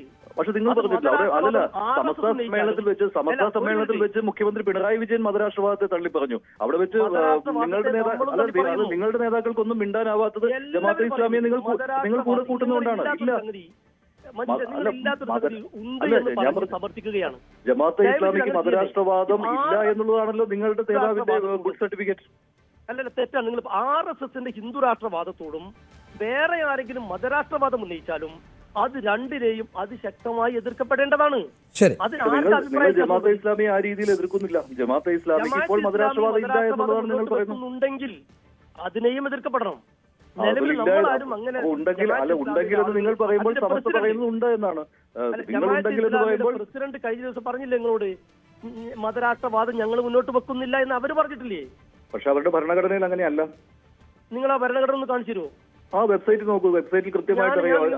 കഴിഞ്ഞിട്ട് ഇഖാമത്തുദ്ദീൻ ആരുടെ നിലപാടാണ്? ഇഖാമത്തുദ്ദീൻ ആരുടെ നിലപാടാണ്? ഇഖാമത്തുദ്ദീൻ ആരുടെ നിലപാടാണ്? അംഗീകരിക്കേണ്ട, അതിന്റെ ആശയങ്ങളെ അംഗീകരിക്കേണ്ട ഒരു സാഹചര്യം നമുക്കില്ല. പക്ഷേ എന്ന് കരുതി ആ ഒരു ജമാഅത്ത് ഇസ്ലാമിനെ മറയാക്കി നിങ്ങൾ ലക്ഷ്യമിടുന്നത് വേറെ ചില ഉദ്ദേശങ്ങളാണ്. നിങ്ങൾ ഒന്നുകിൽ പിന്നെ ഇടതുപക്ഷ ജനാധിപത്യ മുന്നണിക്ക് വേണ്ടി അല്ലെങ്കിൽ ഭാരതീയ ജനതാ പാർട്ടിക്ക് വേണ്ടി പണിയെടുക്കുന്നു എന്ന് സ്വാഭാവികമായും ശരി, തുടരുക. ശ്രീ കെ സംസോട് ടെലിഫോൺ ലൈനിലുണ്ട്, മുൻ ലീഗ് നേതാവാണ്. ശ്രീ കെ സംസ, ഈ പല മുന്നറിയിപ്പുകൾ സമസ്ത സമ്മേളനം ലീഗിന് നൽകുന്ന ഒരു പശ്ചാത്തലമുണ്ട്. അതിപ്പോൾ ഏറ്റവും ഒടുവിൽ മതരാഷ്ട്രവാദമൊക്കെ പ്രചരിപ്പിക്കുന്ന ജമാഅത്തെ ഇസ്ലാമിയുമായുള്ള കൂട്ടുകെട്ട് അത് ലീഗിനെ തന്നെ വിഴുങ്ങുമെന്നാണ് സമസ്ത നേതാക്കൾ മുന്നറിയിപ്പ് നൽകുന്നത്. അപകടകരമായ അതിഭീഷണ ഒരു സാഹചര്യം അവിടെ നിൽക്കുന്നുണ്ട്. ജമാഅത്തെ ഇസ്ലാമിയുടെ മതരാഷ്ട്രവാദം അടക്കമുള്ള അവരുടെ കുൽസിതമായ അജണ്ടകൾ UDF-ലൂടെ ഒളിച്ചു കടത്താനാണ് ശ്രമം നടക്കുന്നത്. ഇത് മതനിരപേക്ഷ സമൂഹത്തിന് ഒരു കാലത്തും പൊറുക്കാൻ കഴിയാത്ത ഒരു നീക്കമാണ്. കോൺഗ്രസ് പ്രത്യേകിച്ചും ഈ സാഹചര്യത്തിൽ തീക്കൊള്ളി കൊണ്ട് തലചൊറിയുകയാണ് ചെയ്യുന്നത്.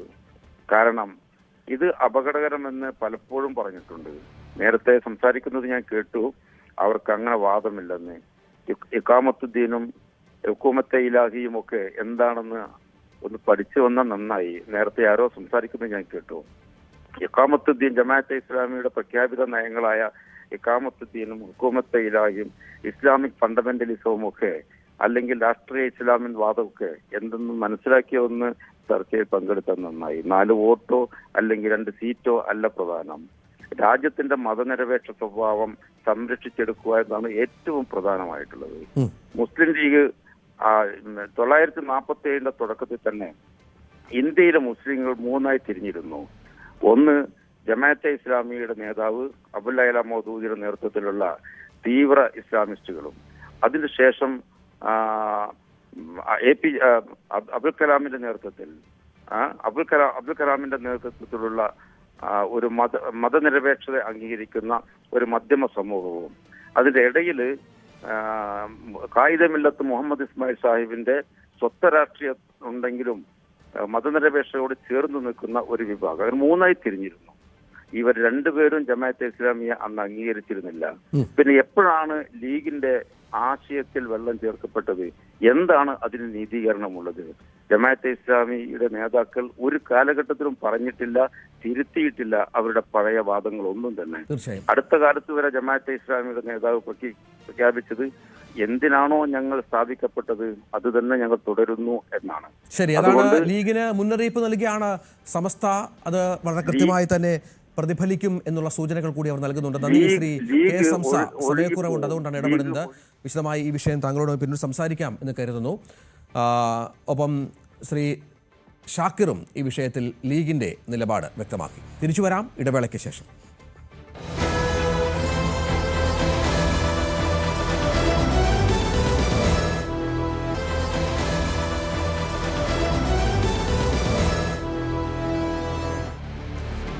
ഇന്നലെയാണ് കോൺഫിഡൻറ്റ് ഗ്രൂപ്പിൻ്റെ MD വാർത്താ സമ്മേളനം നടത്തിയത്. അതിൽ IT ഉദ്യോഗസ്ഥരുടെ സമ്മർദ്ദമില്ല എന്ന് അദ്ദേഹം ഇതുമായി ബന്ധപ്പെട്ട് വിശദീകരിക്കുകയുണ്ടായി. റോയിയുടെ സഹോദരനെതിരെയും മാനേജ്മെൻറ്റ്, നമുക്കറിയാം റോയിയുടെ സഹോദരനാണ് ആദ്യം ഈ IT ഉദ്യോഗസ്ഥർ, ആദായനികുതി ഉദ്യോഗസ്ഥർക്കെതിരെ രംഗത്ത് വരികയും അവരുടെ സമ്മർദ്ദമുണ്ടായിരുന്നു എന്ന് പറയുകയും മറ്റും ചെയ്തത്. അത് പക്ഷേ കമ്പനിയുടെ നിലപാടിന് വിരുദ്ധമാണ് എന്നാണ് MD ശ്രീ ജോസഫ് വിശദീകരിച്ചത്. വ്യക്തിപരമായി കടമുള്ള ആളല്ല, നിക്ഷേപകർ ആരും പണം പിൻവലിക്കുമെന്ന് ഭീഷണിപ്പെടുത്തിയിട്ടില്ല എന്ന് കോൺഫിഡൻറ്റ് ഗ്രൂപ്പ് ചെയർമാൻ CJ റോയിയുടെ അപ്രതീക്ഷിത വിയോഗത്തിന് ശേഷം കമ്പനി നടത്തിയ ആദ്യ വാർത്താ സമ്മേളനത്തിൽ അത് ശ്രദ്ധേയമായ വെളിപ്പെടുത്തലായി. ആദായനികുതി വകുപ്പ് ഉദ്യോഗസ്ഥർ ഒരു തരത്തിലും സമ്മർദ്ദത്തിലാക്കിയില്ല എന്ന് പറയുന്നു. അവർ കമ്പനിയുടെ ശത്രുക്കളല്ല എന്ന് പറയുന്നു. ജോസഫിന്റെ ആ വാക്കുകളിലേക്ക് ഒന്ന് പോയ ശേഷം നവമിയിലേക്ക് പോകാം.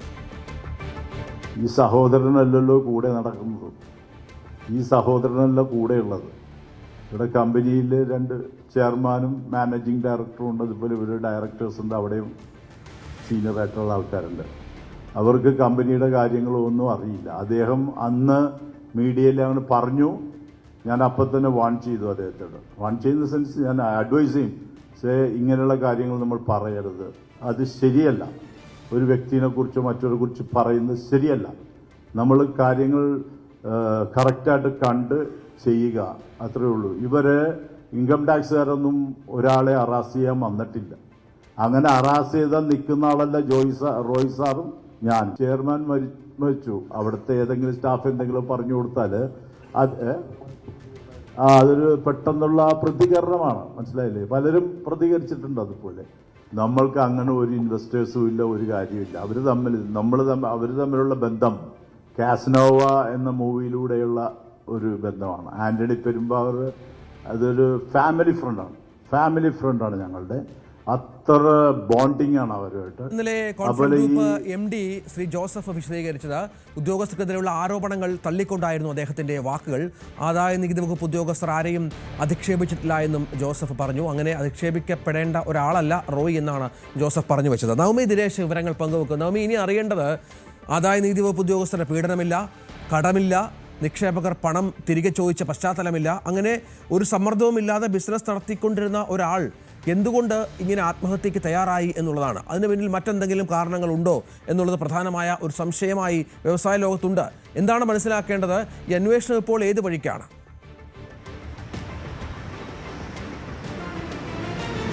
Ranjith, good morning. ഇന്നലെ ഈ കോൺഫിഡൻസ് ഗ്രൂപ്പിന്റെ MD നടത്തിയ പത്രസമ്മേളനം അത് പൂർണ്ണമായും ആദായ നികുതി വകുപ്പിനെ വെള്ളപൂശുന്ന തരത്തിൽ തന്നെയാണ്. പക്ഷെ ഒരു കാര്യം ഓർക്കണം, ഈ ആദായ നികുതി വകുപ്പിന്റെ റെയ്ഡ് ബംഗളൂരുവിലെ ഓഫീസിൽ നടക്കുന്നതിനിടയിലാണ് സ്വയം വെടിവെച്ച റോയ് ആത്മഹത്യ ചെയ്തത്. അങ്ങനെ എന്തിന് റോയ് ചെയ്യണമെന്ന ചോദ്യം ഇപ്പോഴും ബാക്കിയാകുന്നുണ്ട്. MD ഇന്നലെ പറയുന്നതനുസരിച്ച് ഈ ആദായ നികുതി വകുപ്പിന്റെ യാതൊരുവിധ സമ്മർദ്ദവും റോയ്ക്ക് മേലുണ്ടായില്ല. ഇത് സാധാരണ പോലെ ഇതിനു മുൻപ് വർഷങ്ങളിൽ നടന്നതുപോലുള്ള ഒരു പരിശോധന മാത്രമായിരുന്നു. ഹൈക്കോടതിയിലടക്കം നേരത്തെ റോയ് ഒരു ഹർജിയുമായി സമീപിച്ചിരുന്നു. ഈ IT-യുടെ സമ്മർദ്ദം അല്ലെങ്കിൽ IT-യുടെ പരിശോധന അവസാനിപ്പിക്കണമെന്നും അത് പിന്നീട് അത് ശരിയല്ല എന്ന് തോന്നി സ്വയം അത് പിൻവലിക്കുകയും ചെയ്തു. ആ സമയത്തൊക്കെ താൻ ഒപ്പം ഉണ്ടായിരുന്നു. 20 വർഷമായി റോയ്ക്കൊപ്പമുള്ള ഉള്ള ആളാണ് താൻ. അങ്ങനെ റോയ് മരിക്കേണ്ട ആവശ്യമുണ്ടായിരുന്നില്ല എന്നൊക്കെയാണ് MD വിശദീകരിക്കുന്നത്. പക്ഷെ അതിലിപ്പോഴും ചില പൊരുത്തക്കേടുകളുണ്ട്. പിന്നെ എന്തിനാണ് റോയ് ആത്മഹത്യ ചെയ്തത്? ഈ ആദായ നികുതി വകുപ്പിന്റെ പരിശോധനയിൽ യാതൊരുവിധ സമ്മർദ്ദവുമില്ല, കുടുംബപരമായി യാതൊരു പ്രശ്നവുമില്ല, ഭാര്യയും മക്കളുമായി വലിയ സന്തോഷത്തിൽ തന്നെയാണ് റോയ് താമസിക്കുന്നത്. ഇടപാടുകാർ, ബിസിനസ്സുമായി ബന്ധപ്പെട്ട് യാതൊരുവിധ പ്രശ്നങ്ങളില്ല, കടമില്ല. പക്ഷേ റോയ് മരിച്ചത് എന്തിനാണെന്ന് അറിയില്ല. അത് ഇത്രയും വർഷമായി ഒപ്പം നടക്കുന്ന വിശ്വസ്തനായിട്ടുള്ള ഒരു MD പറയുന്നത് റോയ്ക്ക് മറ്റ് ബാധ്യതകളോ ഒന്നും തന്നെ ഉണ്ടായില്ല എന്നുള്ളതാണ്. അതിലിപ്പോഴും ചില അവ്യക്തതകൾ നിലനിൽക്കുന്നുണ്ട്. സ്വാഭാവികമായും IT ഉദ്യോഗസ്ഥരെ പിണക്കാൻ കഴിയാത്തൊരു നിലയിലാണ് ഇപ്പോൾ കോൺഫിഡൻസ് ഗ്രൂപ്പ് മുന്നോട്ട് പോകുന്നത്. അതുകൊണ്ട് അവരെ വെള്ളപൂശുന്ന തരത്തിലുള്ള ഒരു പത്രസമ്മേളനം ഇന്നലെ നടത്തി. ഒപ്പം SIT-യിലെ ചില ആളുകൾ അവിടെ പത്രസമ്മേളനത്തിൽ എത്തിയിട്ടുണ്ടോ എന്നൊരു സംശയം കൂടി അദ്ദേഹം പ്രകടിപ്പിച്ചിട്ടുണ്ട്. അതുകൊണ്ട് തന്നെ ഈ കേസുമായി ബന്ധപ്പെട്ട യാതൊരുവിധ കാര്യങ്ങളും വിട്ടു പറയാൻ അദ്ദേഹം തയ്യാറായിട്ടുമില്ല. ഒരു കാര്യം അദ്ദേഹം പറഞ്ഞത്, സഹോദരൻ ആദ്യം നടത്തിയ പരാമർശം, അതായത് CJ റോയ്ക്ക് മേൽ സമ്മർദ്ദമുണ്ടായിരുന്നു, IT-യുടെ സമ്മർദ്ദമുണ്ടായിരുന്നു എന്ന് CJ റോയ് തനിക്ക് സന്ദേശം അയച്ചിരുന്നു എന്ന മകന്റെ വാദത്തെ പൂർണ്ണമായും തള്ളുകയാണ് MD. അത് മകനല്ല സഹോദരൻ അങ്ങനെ അത് അറിയാതെ പറഞ്ഞതാണ്. പിന്നീട് താൻ അദ്ദേഹത്തെ തിരുത്തുകയും ചെയ്തു എന്ന രീതിയിലായിരുന്നു ഇന്നലെ MD പത്രസമ്മേളനം നടത്തിയത്. പക്ഷെ എന്തിനാണ് ഈ CJ റോയ് ആത്മഹത്യ ചെയ്തത് അത് ആർക്കും അറിയില്ല. SIT അതിൻ്റെ അന്വേഷണം നടത്തുകയാണ്. ഉടനെ തന്നെ കുടുംബത്തെ ഒരിക്കൽ കൂടി ചോദ്യം ചെയ്യണം. അവർ ചില സമയം ആവശ്യപ്പെട്ടിട്ടുണ്ട്. മാനസികമായി വലിയ ബുദ്ധിമുട്ടുള്ളതിനാൽ ഇപ്പോൾ ചോദ്യം ചെയ്യലിന് ഹാജരാകാൻ കഴിയില്ല എന്ന് കുടുംബം പറഞ്ഞതിനാൽ അവർക്ക് അല്പം സമയം നൽകിയിട്ടുണ്ട്. പക്ഷേ റോയിയുടെ ഇലക്ട്രോണിക് ഉപകരണങ്ങൾ, ലാപ്ടോപ്പ് അടക്കം, ഒപ്പം ഈ കമ്പനിയുമായി ബന്ധപ്പെട്ട ചില നിക്ഷേപങ്ങൾ, ഇതിൻ്റെ തെളിവുകളടക്കം രേഖകളടക്കം ഹാജരാക്കുവാനാണ് SIT കുടുംബത്തിന് നിർദ്ദേശം നൽകിയിരിക്കുന്നത്. ഈ TJ ജോസഫിൻ്റെ മൊഴി നേരത്തെ തന്നെ രേഖപ്പെടുത്തിയിരുന്നു. അതിൽ അദ്ദേഹം പറയുന്നത് റോയിക്ക് യാതൊരുവിധ സമ്മർദ്ദവും ഉണ്ടായില്ല, കമ്പനി ലാഭത്തിൽ തന്നെയാണ് എന്ന വാദത്തിൽ ഉറച്ചു നിൽക്കുകയാണ്. പക്ഷെ എന്തുകൊണ്ടാണ് റോയി അങ്ങനെ പെട്ടെന്ന് ഇത്രയും കോൺഫിഡൻസ് ഉള്ള ഒരു ഗ്രൂപ്പ് ചെയർമാൻ, കോൺഫിഡൻസ് ഗ്രൂപ്പിന്റെ തന്നെ ചെയർമാൻ, പിന്നെ എന്തിന് ആത്മഹത്യ ചെയ്യണം എന്ന ചോദ്യം ഇപ്പോഴും ബാക്കിയാകുകയാണ്. രഞ്ജിത്ത്, തീർച്ചയായും അതാണ് കാത്തിരുന്ന് കാണേണ്ടത്. ഏതായാലും അന്വേഷണം പുരോഗമിക്കുകയാണ്. കേരളത്തിലടക്കം അന്വേഷണം SIT സംഘം നടത്തുന്നുണ്ട് എന്നാണ് മനസ്സിലാക്കുന്നത്. നവമി ദിനേശാണ് വിവരങ്ങൾ പങ്കുവച്ചുകൊണ്ടിരുന്നത്. മറ്റ് ഒരു വാർത്തയിലേക്ക് വളരെ പെട്ടെന്ന് പോകണം. അത് നടൻ ജയറാം ED-ക്ക് മുന്നിലേക്ക് പോകുന്നു. ശബരിമല സ്വർണ്ണക്കൊള്ളയുമായി ബന്ധപ്പെട്ടാണ് ED-യുടെ സമൻസ് ജയറാമിന് ലഭിച്ചിരിക്കുന്നത്. നമുക്കറിയാം, ജയറാമും ഉണ്ണികൃഷ്ണൻ പോറ്റിയുമായി വളരെ അടുത്ത സൗഹൃദമുണ്ടായിരുന്നു. ഈ പോറ്റിയുടെ തട്ടിപ്പൊന്നും അറിയാതെയാണ് ജയറാം പലപ്പോഴും പോറ്റിയുമായി ബന്ധപ്പെട്ടത്. തികഞ്ഞ ഒരു അയ്യപ്പ ഭക്തനാണ്, വിശ്വാസിയാണ് ജയറാം. ഈ പറഞ്ഞതുപോലെ കട്ടളപ്പാളിയും മറ്റും വിഗ്രഹവും മറ്റും വീട്ടിലേക്ക് കൊണ്ടുവരുമെന്ന് പറയുമ്പോൾ പൂജ നടത്താമെന്നൊക്കെ പറയുമ്പോൾ ഏതൊരു ഭക്തനും വലിയ ആത്മനിർവൃതി നൽകുന്ന ഒരു സംഗതിയാണ്. അതിൻ്റെ പുറത്താണ് ഈ പോറ്റിയുമായി ബന്ധപ്പെടുകയും മറ്റും ചെയ്തത്. പോറ്റി പലപ്പോഴും ജയറാമിൻ്റെ വീട്ടിൽ പൂജകളും മറ്റും നടത്തിയിട്ടുണ്ട്. ഇതിൽ ഒരു വ്യക്തത വേണം, പോറ്റിയുമായുള്ള ബന്ധത്തിൽ ഒരു വ്യക്തത വേണമെന്നാണ് ഇഡിയുടെ ആവശ്യം. അടുത്ത ആഴ്ച ജയറാമിൻ്റെ സൗകര്യമനുസരിച്ച് ചോദ്യം ചെയ്യലിൽ ഹാജരാകാനാണ് നിർദ്ദേശം. നവമി ദിനേശ് വിവരങ്ങളുമായി ചേരുന്നത്. നവമി, ജയറാമിൽ നിന്ന് കാര്യങ്ങൾ ചോദിച്ചറിയുക, എങ്ങനെ ഈ ബന്ധമുണ്ടായി, മറ്റെന്തെങ്കിലും തട്ടിപ്പുമായി ബന്ധപ്പെട്ട എന്തെങ്കിലും കാര്യം അറിയാമോ? അതൊക്കെയാണ് ഇഡിയുടെ ലക്ഷ്യം. ജയറാം അന്വേഷണവുമായി പൂർണ്ണമായി സഹകരിക്കുകയും ചെയ്യും.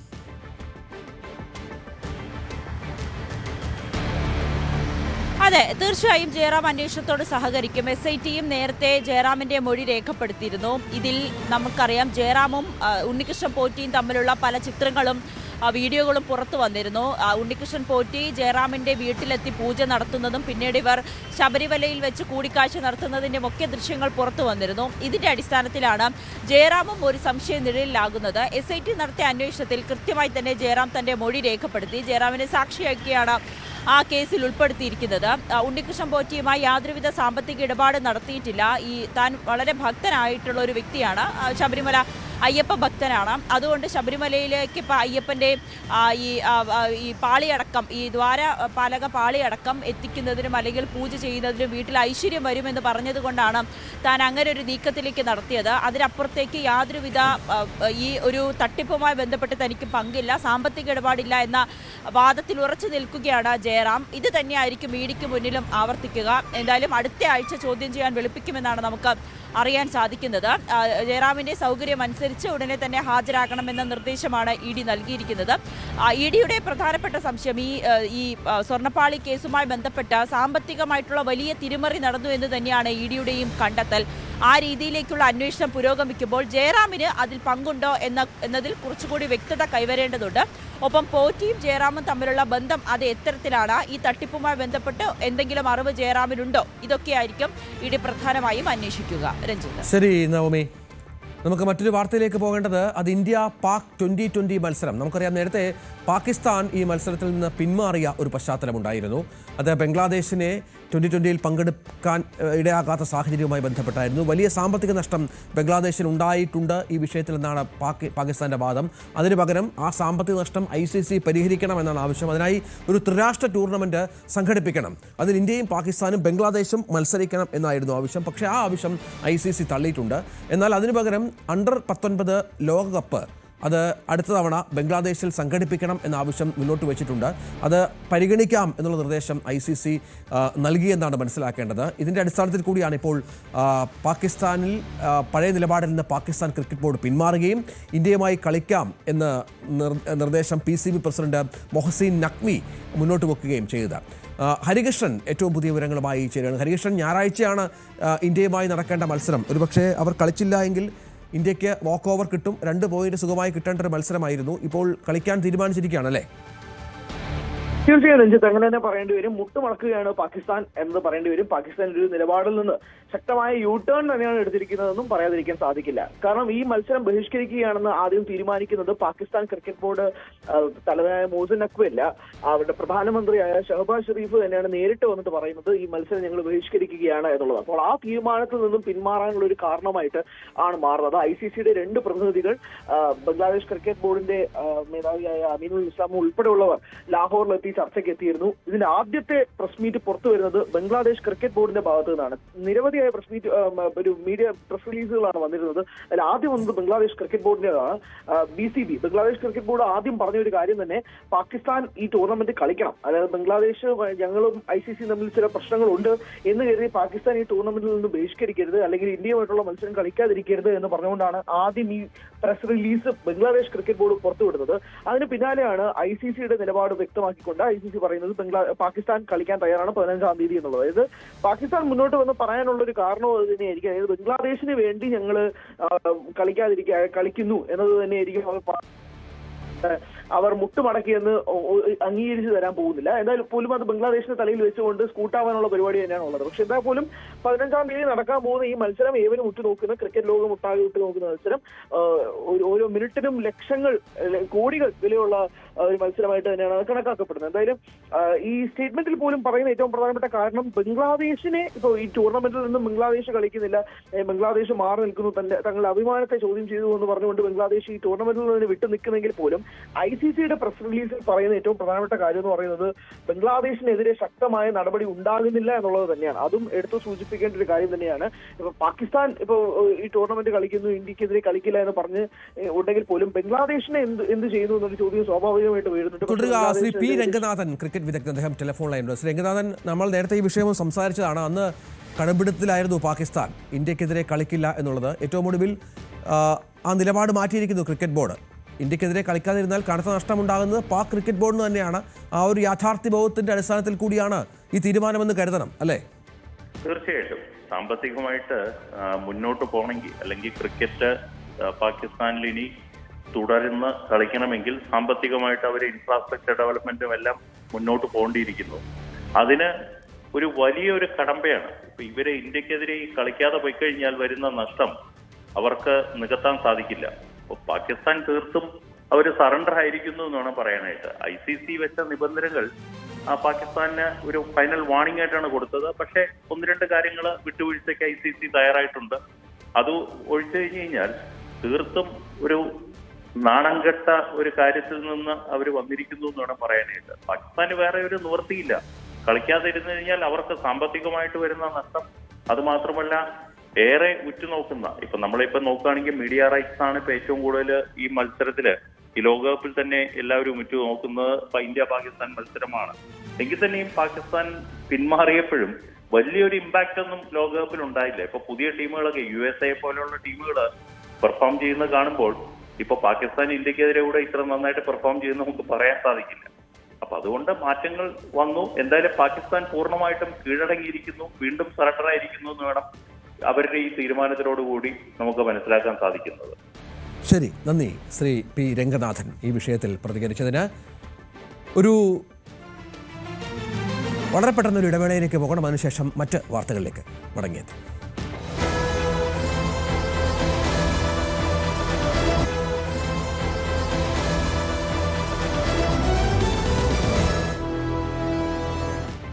ജസ്റ്റിസ് JB കോശി കമ്മീഷൻ റിപ്പോർട്ടിൽ സർക്കാരിനെതിരെ ലത്തീൻ സഭ. സർക്കാരിന്റെ പരിപാടികളിൽ വ്യക്തതയില്ലെന്നാണ് വിമർശനം. റിപ്പോർട്ടിലെ പല നിർദ്ദേശങ്ങളും നടപ്പാക്കിയെന്ന് പറയുമ്പോഴും അതെന്തെന്ന് സമുദായത്തിന് പോലും അറിയില്ല. നടപ്പാക്കിയ കാര്യങ്ങൾ എന്തൊക്കെയെന്ന് വ്യക്തമാക്കാൻ സർക്കാർ തയ്യാറാകണം. വരുന്ന തെരഞ്ഞെടുപ്പിൽ ഇതെല്ലാം പ്രതിഫലിക്കുമെന്നും ലത്തീൻ സഭ മുന്നറിയിപ്പ് നൽകി. ഡാനി പോൾ വിവരങ്ങളുമായി ചേരുകയാണ്. നേരത്തെ ചെയർമാൻ, അതായത് അതിരൂപത രാഷ്ട്രീയകാര്യ സമിതി ചെയർമാൻ ഫാദർ ഫ്രാൻസിസ് സേവിയറാണ് ഇക്കാര്യം വ്യക്തമാക്കിയത്.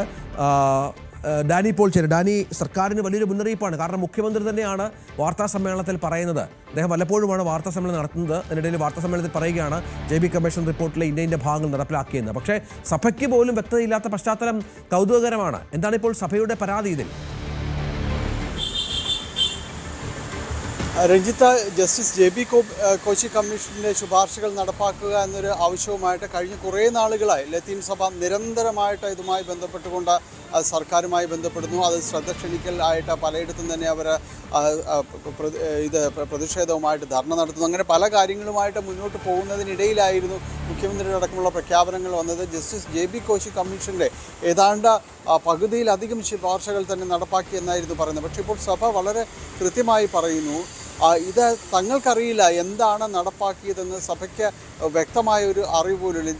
തങ്ങളാണ് ഇതിൻ്റെ ഒരു ഗുണഭോക്താക്കൾ, അല്ലെങ്കിൽ അത് നടപ്പിൽ വരുത്തുമ്പോൾ അത് അനുഭവിക്കേണ്ടി വരുന്ന പ്രാതിനിധ്യ സ്വഭാവമുള്ളൊരു വിഭാഗമാണ് ലത്തീൻ സഭ. പക്ഷേ സഭയോ സമുദായമോ ഇതറിയുന്നില്ല. സമുദായ അംഗങ്ങൾക്ക് ഇത് എങ്ങനെയാണ് പ്രയോജനപ്പെടുന്നത്, ഏതെല്ലാം കാര്യങ്ങൾ നടപ്പാക്കിയെന്നെങ്കിലും വ്യക്തമാക്കണമെന്ന് പറയുന്നു. പക്ഷേ ഇതൊന്നുപോലും അറിയില്ല. സമുദായ അംഗങ്ങൾ തന്നെ പലപ്പോഴും സഭാ നേതാക്കളോട് പരാതി പറയുന്നു, ഇത് എന്തുകൊണ്ട് ഇത്ര വൈകുന്നു, എന്താണ് ഇതുകൊണ്ട് ഈ കാലതാമസം നേരിടുന്നത്, സർക്കാർ ഇത് നടപ്പാക്കി എന്നെല്ലാം തന്നെ ആർജവത്തോടെ പറയുമ്പോഴും എന്തെല്ലാം കാര്യങ്ങൾ നടപ്പിൽ വരുത്തി എന്ന് അറിയാനായിട്ട് സാധിക്കുന്നില്ല. അതുകൊണ്ട് തന്നെയാണ് ഇപ്പോൾ വരാപ്പുഴ അതിരൂപത ലത്തീൻ സഭയുടെ പ്രധാനപ്പെട്ട ഒരു ഭാഗമാണ് വരാപ്പുഴ അതിരൂപത. വരാപ്പുഴ അതിരൂപത രാഷ്ട്രീയകാര്യ സമിതി തന്നെയാണ് ഇക്കാര്യങ്ങൾ പറയുന്നത്.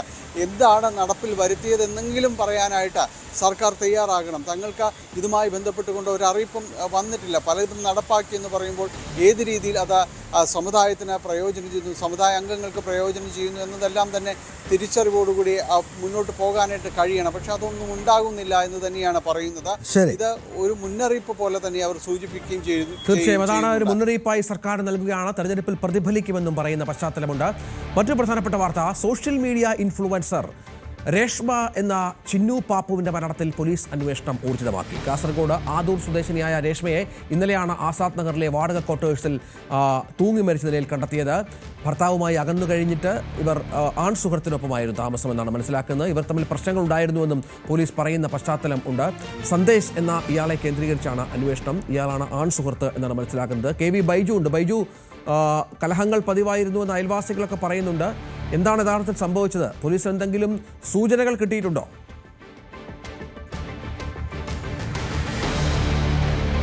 രഞ്ജിത്തെ, ആത്മഹത്യ ഒന്നിനും പരിഹാരമല്ല എന്ന് ആവർത്തിച്ച് വ്യക്തമാക്കുമ്പോഴാണ് ഇത്തരത്തിൽ വലിയ തോതിൽ സമൂഹ മാധ്യമങ്ങളിലൂടെ ഇൻഫ്ലുവൻസറായി പ്രവർത്തിക്കുന്ന ഒരു പെൺകുട്ടി ആത്മഹത്യ ചെയ്ത വിവരം പുറത്തു വരുന്നത്. വലിയ ഞെട്ടലോടെയാണ് മലയാളികൾ ഈ വാർത്ത കേട്ടത്. എന്തായാലും ഈ സംഭവത്തിൽ പോലീസ് ഇപ്പോൾ അന്വേഷണം ഊർജിതമാക്കിയിട്ടുണ്ട്. ഇതിൽ കുടുംബം ഇപ്പോൾ പരാതിയുമായി രംഗത്ത് വന്നിട്ടുണ്ട്. ഗംഗാധരൻ എന്ന് പറയുന്ന ഇവരുടെ പിതാവ് ഇത് സംബന്ധിച്ച് സമഗ്രമായ ഒരു അന്വേഷണം നടത്തണം, ആത്മഹത്യക്ക് കാരണം എന്താണെന്ന് കണ്ടെത്തണം എന്നൊക്കെയാണ് ഇവരുടെ ആവശ്യം. ഇപ്പോൾ എന്തായാലും ഈ വീട്ടിൽ നിന്നും ഈ ആദൂറായിരുന്നു ഇവരുടെ സ്വദേശമെങ്കിലും ഇവർ കാസർഗോഡ് നഗരത്തിലാണ്, വാടക ക്വാർട്ടേഴ്സിലാണ് താമസം.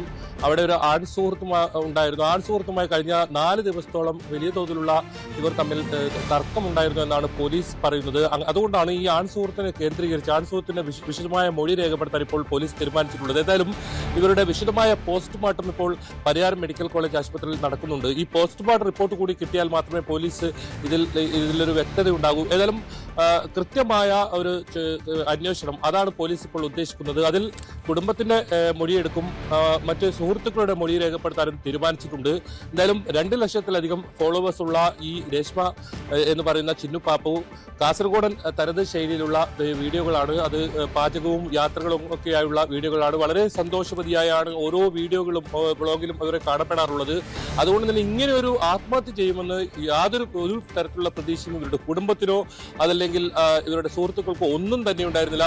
വലിയ ഞെട്ടലോടുകൂടിയാണ് ഇവരുടെ ഈ ആത്മഹത്യാ വിവരം ഇവർ കേട്ടത്. ഏതായാലും ഇന്നലെ ഉച്ചയോടുകൂടിയാണ് ഈ ആസാദ് നഗറിലുള്ള ക്വാർട്ടേഴ്സിൽ ഇവരെ മരിച്ച നിലയിൽ കണ്ടെത്തിയത്. ഈ ആൺ സുഹൃത്ത് ഇവരെ നിരന്തരം ഫോൺ വിളിച്ചിട്ടും ഫോൺ എടുക്കാത്തതിനെ തുടർന്ന് വീട്ടിലെത്തി നോക്കിയപ്പോഴാണ് കിടപ്പുമുറിയിലെ ഫാനിൽ തൂങ്ങി മരിച്ച നിലയിൽ കാണപ്പെട്ടത്. വളരെ പെട്ടെന്ന് തന്നെ ആശുപത്രിയിൽ എത്തിക്കാൻ ശ്രമിച്ചെങ്കിലും മരണം സംഭവിച്ചിരുന്നു. ഈ സംഭവത്തിൽ പോലീസ് പറയുന്നത് ഇത് തന്നെയാണ്.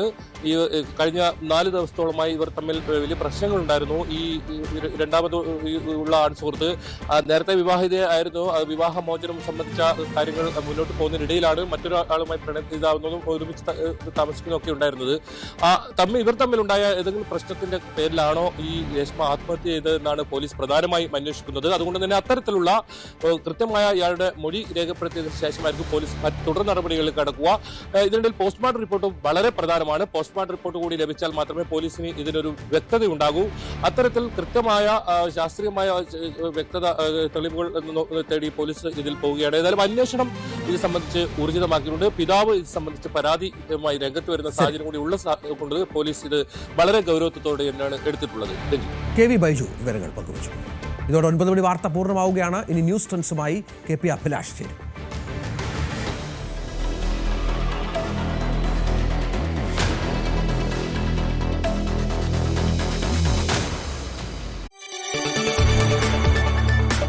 കൂടുതൽ വാർത്തകൾക്ക് News 18 Keralam YouTube channel subscribe ചെയ്യുക.